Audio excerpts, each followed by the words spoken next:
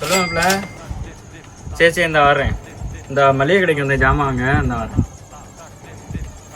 ஆனால் இதில் ஒரு ஜாமான்லாம் போட்டு வச்சுருங்க. இந்த ஒரு வேலையை மட்டும் போயிட்டு வந்துடுறேன். சரி ஓகே போயிட்டு வாங்க.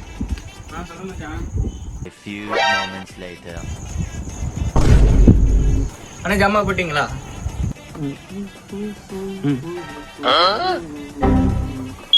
தம்பி என்னடியே ஜாமான் போட்டிங்களாண்ணே? சாமானா போடல தம்பி.